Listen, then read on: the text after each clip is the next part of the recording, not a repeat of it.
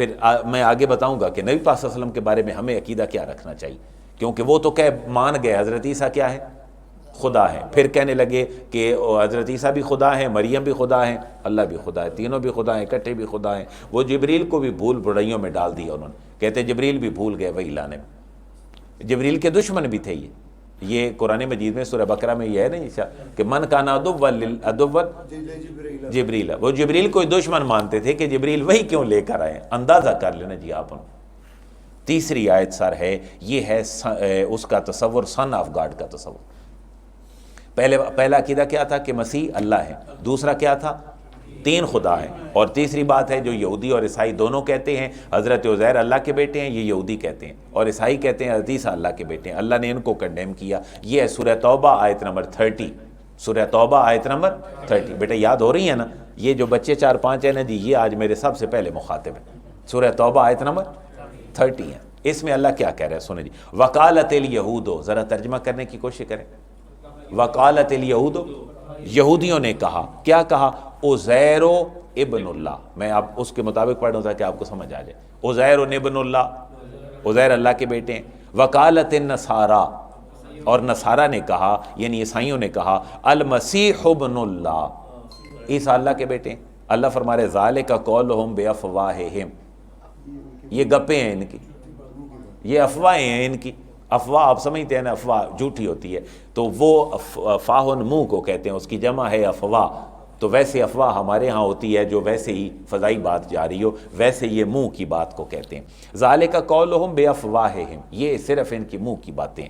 یداہون قول الذین کفروا من قبل، اور یہ کرتے کیا ہیں، یہ قول نقل کر رہے ہیں ان کا جنہوں نے ان سے پہلے کفر کی، جنہوں نے ان سے پہلے کفر کی. اور قاتلہم اللہ انا یؤفکون، یہ ان کے لیے بددعا سی ہے جی. اور مر جائیں یہ لوگ، یہ کہاں بھٹکے جا رہے ہیں جی، مر جائیں یہ لوگ کہاں بھٹکے جا رہے ہیں. لیکن نا جی دکھ تو ہوتا ہے نا کہ اللہ آپ کسی بچے کو پوری اپرچونٹیز دیں اور بچہ قدر نہ کرے ان کی، تو کیا کہیں گے، بے وقوف آدمی. جو جس کام کے لیے فیسیلیٹیٹ کیا تھا وہ نہیں کر رہا. بالکل یہی اسلوب بتلایا. میں نے اب آیت پڑھی ہے کون سی، سورہ توبہ آیت نمبر 30. پہلے مائدہ 17، پھر مائدہ 73، اس کے بعد توبہ 30. 4 عقیدے اہل کتاب کے میں نے آپ کی خدمت میں پیش کر دیے. اس کے بعد سرباری آ گئی مشرکین کی. مشرکین کی بھی نئی نئی جناب افواہیں تھیں. مشرکین کیا کہتے تھے، بھئی اللہ اس کائنات کا نظام خود اکیلے نہیں چلا سکتا. مشرکین یہ کہتے تھے اللہ اکیلا کائنات کا نظام. اچھا انہوں نے ایک نئی سینس گڑی. وہ کہتے ہیں یہ جن اللہ کے بیٹے ہیں، فرشتے اللہ کی بیٹیاں ہیں، اللہ اپنا کائنات کا نظام چلانے کے لیے ان سے مدد لیتا ہے. یہ عقیدہ کس کا ہے، مشرکین کا. اچھا جی یہ کہاں لکھا ہوا ہے جی، سورۃ الانعام آیت نمبر 136 لکھا ہوا، سب کو مل جائے گا، یہ پورا سب کے لیے پرنٹ ہے. تو سورہ انعام 136 میں اللہ فرما رہا ہے یہ تو اپنا حلال و حرام کا تصور ہی ان کا الگ ہے. اللہ فرما رہا ہے انہوں نے جانور اپنے اپنے حرام قرار دیے ہیں، میں نے حلال کیے ہیں، یہ کہتے ہیں حرام ہے. کیسے، جو نر جو جانور ہے وہ اتنے بچے جب دے دے گی تو اب یہ کہتے ہیں یہ کیا ہو گیا، حرام ہو گیا. جو میل جانور ہو، بکرا ہو جیسے، یا وہ ہو بھینسا ہو، بیل ہو، اگر یہ کسی فیمیل کے ساتھ عمل کر لے، اتنی پریگننسیاں کر لے تو یہ بھی حرام ہے. اللہ فرما رہے میں نے تو حرام نہیں کہا، میں نے جن کو حرام کہا ہے وہ تم بچتے نہیں ہو. اللہ تو نے کس کو حرام کہا ہے، کتنی پیاری قرآن کی بات ہے. اللہ فرما رہے جس کو میں نے حرام کہا ہے اس کو حرام نہیں مانتے. اللہ تو نے کس چیز کو حرام کہا ہے، اللہ فرما رہے میں نے والدین کی نافرمانی کو حرام کہا ہے، یہ نہیں مانتے. میں نے والدین کی نافرمانی کو حرام کہا ہے، اس کو یہ نہیں مانتے. اللہ اور کس چیز کو کہا ہے، فرمایا میں نے اپنی گستاخی کو حرام کہا ہے، یہ نہیں مانتے. اور بڑے 10 کمانڈمنٹس جو ہے نا ان کے اوپر ایک فلم بھی بنی تھی، احکام عشرہ، وہ بڑی کمال کی پوری سٹوری. وہ 10 چیزیں ہیں جو والدین کے ساتھ اس نے سلوک ہے، اور یہ ساری چیزیں. اس کے بعد جی جو فرشتے ہیں یہ اللہ کی بیٹیاں ہیں، اور جو جن ہیں یہ اللہ کے بیٹے ہیں. اب آگے سورۃ الانعام کی آیت نمبر 100 اور 101 ہے، سورہ صافات ہے. یہ میں سارے حوالے نہیں کراتا، بچے پریشان نہ ہو، بھول جائیں گے. 3 باتیں ہوگی یہی کافی ہیں، باقی ایوری تھنگ یہاں لکھی ہوئی ہے. اللہ فرما رہا ہے کہ یہ بے وقوف ہیں کہ وَخَرَقُوا لَهُ بَنِينَ وَبَنَاتٍ، اللہ تعالیٰ کے بیٹے اور بیٹیاں انہوں نے گھڑ لی ہیں، بغیر علم، بغیر کسی علم کے. سبحانہ، اللہ اس سے پاک ہے، وتعالی اور بڑا ہی بلند ہے، اما یصفون جو یہ صفتیں اللہ کی بیان کرتے ہیں نا، اللہ اسے بڑا ہی بلند ہے، بدیع السماوات والارض وہ تو زمین و آسمان کا پیدا کرنے والا ہے، انا یکون لہ ولد اس کی اولاد کیسے ہوگی، ولم تکن لہ صاحبہ اللہ تعالیٰ تو بیوی کوئی نہیں ہے۔ کتنی پیاری باتیں قرآن نے کی ہیں جی سادہ سے الفاظ میں، وہ اللہ تعالیٰ کی تو بیوی نہیں ہے، وخلق کل شیء اللہ نے ہر چیز کو پیدا کیا ہے، وہ بکل شیء علیم اللہ ہر چیز کا علم رکھتا ہے۔ یعنی تم یہ نہ سمجھو کہ تمہاری افواہیں ہیں اور تمہیں اللہ پوچھے گا نہیں، اللہ پکڑے گا، اللہ جان رہا ہے تمہیں۔ اچھا پھر اتنے ظالم لوگ مشرک، آپ اندازہ کریں اپنے بچے مار دیتے تھے کسی غیر اللہ کی نظر پوری کرنے کے لیے، بچے مار دیتے تھے جناب۔ آپ آیت ذرا دیکھیں جناب، سورۃ الانعام کی 137 نمبر آیت ہے۔ سورہ انعام و اعراف دونوں بڑی کمال صورتیں ہیں، اس لیے صحابہ کرام پہلے 10 پاروں میں موجود صورتوں کے اوپر بڑی توجہ دیتے تھے۔ سورہ بقرہ، آل عمران، نساء، مائدہ، انعام، اعراف، انفال، توبہ، یہ 10 پاروں کی صورتیں، آپ یقین کریں ان 10 پاروں پہ محنت کر کے یہ لوگوں کو آنے چاہیے۔ سارا دین ان 10 پاروں کے اندر ہے، چند صورتوں کے اندر ہے۔ سورہ انعام و اعراف مکی نظام میں بڑی کمال اور جلالی صورتیں ہیں، آپ اندازہ کریں اللہ فرما رہے وَكَذَلِكَ زَيَّنَ لِكَثِيرٍ مِّنَ الْمُشْرِكِينَ قَتْلَ أَوْلَادِهِمْ شُرَكَاؤُهُمْ کہ ان کے لیے مزین کر دیا ہے مشرکین کے لیے، انہوں نے جن کے شریک ٹھہراتے ہیں نا انہوں نے ان کے دلوں میں مزین کر دیا ہے کس چیز کو، قتل اولادہم اپنی اولادوں کو قتل کرنا۔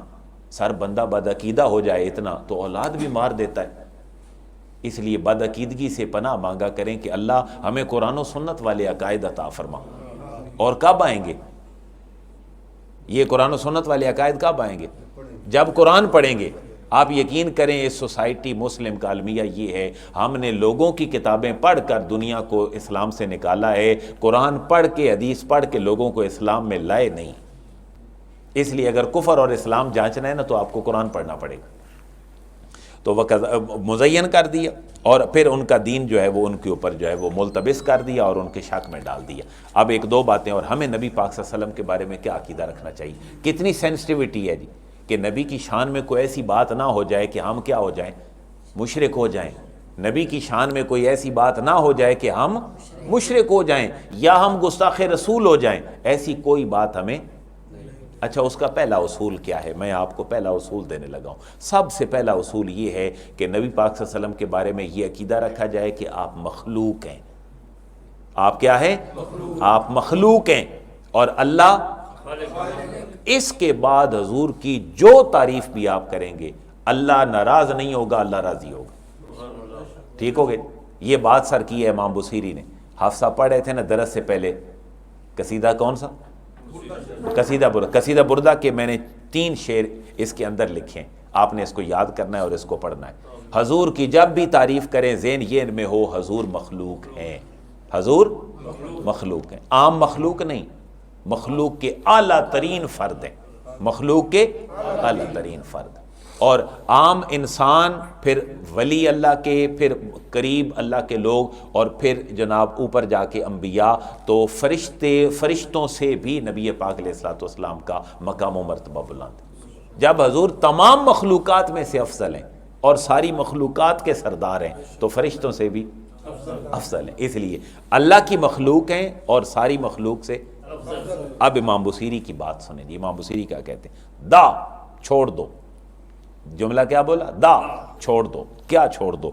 مدعتہ النصارى فی نبیہم، جو نصارہ نے اپنے نبی کے بارے میں کہا دا، اس کو چھوڑ دو۔ ایسی بات نہیں کرنی حضور کے بارے میں کہ حضور اللہ ہیں، حضور اللہ کے بیٹے ہیں یا کوئی اللہ کے ساتھ شریک ہیں، نو، ایسی ساری باتیں کیا کرو؟ چھوڑ دو۔ وَحْكُمْ بِمَا شِئْتَ مَدْحًا فِيهِ وَاحْتَكِمِ، اس کے علاوہ تمہارا جو جی چاہے اللہ کے نبی کے بارے میں کہو اور یقین کے ساتھ کہو۔ یہ امام بصیری نے جملہ کہا ہے۔ اس کے علاوہ جو شرف و فضل تم چاہو وہ کہو اور کیا کرو؟ وَاحْتَكِمِ، یقین کے ساتھ کہو۔ کتنی پیاری بات ہے، مخلوق مانو، مخلوق کے اعلیٰ فرد مانو، پھر حضور کا جو چاہے تعریف کرو اور وَاحْتَكِمِ اور یقین کے ساتھ کرو۔ وَانْسُبْ إِلَىٰ ذَاتِهِ مَا شِئْتَ مِنْ شَرَفٍ، شرف اور کمال جو بھی چاہو حضور کی ذات کی طرف منسوب کر دو، وَنْسُبْ إِلَىٰ قَدْرِهِ مَا شِئْتَ مِنْ عَظَمٍ، جتنی عظمتیں ہیں وہ حضور کی ذات کی طرف تم منسوب کر دو۔ کیوں؟ آخری شعر، فَإِنَّ فَضْلَ رَسُولِ اللَّهِ، کیونکہ اللہ کے رسول کا جو فضل ہے، ان کا جو کرم ہے، ان کا جو مقام و مرتبہ ہے، لَيْسَ لَهُ حَدٌّ، اس کی کوئی حد نہیں ہے۔ اور فَيُعْرِبُ عَنْهُ نَاطِقٌ بِفَمِهِ، کہ کوئی کائنات کا بندہ اپنے منہ سے ادا کر سکے حضور کے فضائل کی ایسی کوئی حد ہی نہیں۔ مخلوق اپنی زبانوں سے حضور کی تعریف کا حق ادا، یہ سر آپ نے شعر پڑھنے ہیں، ان کو یاد بھی کرنا ہے، ٹھیک ہو گئے۔ اس کے بعد میں نے ایک دعا لکھی ہے اینڈ پہ، تو وہ دعا بھی آپ نے یاد کرنی ہے۔ نبی پاک صلی اللہ علیہ وسلم نماز کے اندر ایک دعا مانگتے تھے، آج اس دعا کی بڑی ضرورت ہے، اور وہ دعا یہ ہے کہ ہم گمراہی سے بچ جائیں۔ ہم تو دعا پڑھتے ہیں نا، رب جعلنی مقیم الصلاۃ، یہ بھی پڑھیں، یہ ضرور پڑھیں، یہ بڑی اعلیٰ دعا ہے، لیکن اس کے ساتھ ایک دعا کا آپ ایڈیشن کر لیں آج کے بعد، اور یہ سر ہے صحیح مسلم کی حدیث نمبر 1325، حدیث نمبر 1325، یہ کیا ہے جی؟ نبی پاک صلی اللہ علیہ وسلم 4 جملے اپنی فرض نماز کی دعا میں مانگا کرتے تھے۔ آپ فرض میں امام کے پیچھے اگر نہیں وقت ملا، اپنی سنتوں میں، اپنے نفلوں میں پڑھیں۔ وہ کیا ہے؟ ہم عائشہ فرماتی ہیں حضور نماز میں یہ پڑھتے، اللہم انی اعوذ بک من عذاب القبر۔ کیا مفہوم ہے؟ اللہ میں تیری پناہ مانگتا ہوں، کس سے؟ من عذاب القبر۔ یہ پہلا جملہ تو ابھی رٹ لینے جی، اللہم انی اعوذ بک من عذاب القبر، اللہم انی اعوذ بک من عذاب القبر، بولیں جی، انی اعوذ بک من عذاب القبر۔ اچھا اتنا بھی پڑھ لیں گے نا تو بھی کافی ہے، ساتھ جب اور مل جائے تو پھر دوسرا بھی ملا لیں۔ دوسرا کیا ہے؟ وَأَعُوذُ بِكَ مِن فِتْنَةِ الْمَسِيحِ الدَّجَّالِ، جو دجال کا فتنہ ہے نا جی، میں اس سے بھی۔ اچھا حضرت عیسیٰ کا لقب بھی مسیح ہے اور دجال کا لقب بھی مسیح ہے، اس پہ آپ نے ڈاؤٹ فل نہیں ہونا۔ حضرت عیسیٰ جو ہیں وہ مسیح کس لیے ہیں کہ وہ جب کسی مریض کو ہاتھ پھیرتے تھے تو اللہ اس کو شفا دے دیتا تھا، اور دجال کیوں مسیح ہے کہ دجال جب آئے گا تو ہر بندے کو ٹچ کرے گا، مسح کرے گا، چھوئے گا، اس وجہ سے اس لقب سے اور اس لفظ سے آپ نے ڈاؤٹ فل نہیں ہونا۔ دوسرا جملہ کیا ہے؟ وَأَعُوذُ بِكَ مِن فِتْنَةِ الْمَسِيحِ الدَّجَّالِ، اللہ مجھے دجال کے فتنے سے اپنی پناہ عطا فرما۔ یہ دجالی فتنے ہی ہے نا جی، کہ حضور کی ذات پہ اب جتنا فتنہ سوشل میڈیا پہ آ رہا ہے جی، اللہ پناہ دے۔ میں تو اسے بڑا اویئر ہوں، باخبر ہوں کہ یہ بڑا ظلم ہے، کیونکہ سوشل میڈیا ہر بندے کی اپروچ میں، ہر روز لڑائیاں سوشل میڈیا پہ، دین کی نئی نئی باتیں۔ جناب حضرت عثمان غنی کو نکال کے ایک مولوی لے آیا جی، بھاگ گئے تھے غزوہ احد میں، وہ خبیث آدمی، وہ کہاں ہیں، تم کہاں ہو، سود سارا پاکستان کھا رہا ہے، اس کی کسی کو فکر نہیں ہے جی، معاشرہ بربادی کا شکار ہے، کسی مولوی کو کوئی فکر نہیں ہے۔ حضرت عثمان معاذ اللہ بھاگ گئے تھے، حضرت عمر بھی بھاگ گئے، نئے نئے ڈرامے جناب۔ ان ڈراموں کا نقصان کیا ہے بھلا؟ کہ ہمیں بھی وہ باتیں کرنا پڑتی، نقصان ہی ہے نا یہ۔ میں سمجھتا ہوں یہ وقت کی بربادی ہے ان چیزوں میں۔ وہ وراء الورا ہیں سر، ہمارے بزرگوں نے ان پہ مہر لگا دی ہے، صحابہ کے جھگڑوں میں جو زبان کھولے گا وہ گمراہ ہے۔ بھائی سارے صحابہ حضور کے ہمارے لیے قابل احترام ہیں، حضور کے اہل بیت بھی سارے ہمارے لیے قابل احترام ہیں، گھر والے ہیں، فرینڈ ہے، فرینڈ کو فرینڈ کی جگہ پہ رکھو یعنی صحابہ کو، اور گھر والوں اور فیملی کو فیملی کی جگہ پہ رکھو۔ ان کو ممبر پہ لا کے لوگوں کو بتانے کی کیا ضرورت ہے، فلاں ایسا تھا، فلاں ایسا تھا، فلاں ایسا تھا۔ اس لیے ان سے بچو، اور یہ دعا وہ ہے، وَأَعُوذُ بِكَ مِن فِتْنَةِ الْمَسِيحِ الدَّجَّالِ، یہ دجالی فتنے ہیں ان سے یہ، اور اس دعا کو یہاں ذکر کرنے کی وجہ بھی یہی ہے کہ آپ ان فتنوں سے بچنے کے لیے یہ دعا مانگا کریں۔ اس کے بعد اس کا تیسرا جملہ ہے وَأَعُوذُ بِكَ مِن فِتْنَةِ الْمَحْيَا وَالْمَمَاتِ، اللہ مجھے زندہ اور مرنے کی حالت میں جو کو فتنے آئیں، اللہ مجھے ان سے بھی اپنی پناہ عطا۔ بھائی مرتے ہوئے بندہ کافر ہو جائے، پھر آخری جملہ حضور کا فرمان ہے نا کہ ایک بندہ ساری عمر نیک عمل کرتا ہے، جنتیوں والے، مرتے ہوئے کوئی عمل کر لیتا ہے، وہ اس کو کہاں لے جاتا ہے؟ دوزخ میں۔ اور ایک بندہ دوزخ کیوں کے کام کرتا رہتا ہے، مرنے کے قریب اللہ اس کو توفیق دے دیتا ہے، بظاہر آثار بتاتے ہیں وہ جنت۔ بڑے بڑے گلوکار، بڑے بڑے فلم سٹار، بڑے بڑے لوگ 27 رمضان کو فوت ہوئے ہیں جی۔ اس لیے یہ جو ہے نا، اللہ مجھے زندگی اور موت کے فتنوں سے بچا، یہ دعا بھی اپنے جملے شامل کریں۔ 3 جملے ہو گئے۔ پہلا جملہ کیا؟ اللہم انی اعوذ بک من، اس کے بعد واعوذ بک من فتنۃ المسیح الدجال، تیسرا ہے واعوذ بک من فتنۃ المحیا والممات، اور چوتھا جملہ ہے اللہم انی اعوذ بک من الماسم والمغرم، گناہ سے اللہ مجھے محفوظ فرما اور قرض سے بھی مجھے محفوظ فرما، گناہ سے بھی اور قرض سے بھی۔ ماسم کا معنی گناہ اور مغرم کا معنی قرض ہے۔ اچھا نبی پاک صلی اللہ علیہ وسلم، میں نے حدیث وہ نہیں لکھی، میں نے دعا پہ فوکس کیا ہے آگے، کہ حضرت عائشہ صدیقہ رضی اللہ تعالیٰ عنہ عرض کرتی ہیں حضور آپ یہ قرض سے بار بار کیوں دعا مانگتے ہیں کہ قرض سے بچو، قرض سے بچو؟ آپ نے فرمایا اس لیے کہ قرض بندے کو بہت ساری برائیوں میں مبتلا کر دیتا ہے، جن میں سے ایک یہ ہے کہ بندہ جھوٹ بولنے پہ مجبور ہو جاتا ہے۔ آپ قرض دے کے دیکھ لینا جی کسی کو، واپس کوئی نہیں آنا، عمومی طور پہ رجحان یہ ہوتا ہے، یہ ہماری غیر اخلاقی حرکت ہے، ورنہ یہی ہے کہ قرض ہو تو وہ واپس جانا چاہیے، عمومی حالات میں ایسا نہیں آتا۔ تو اس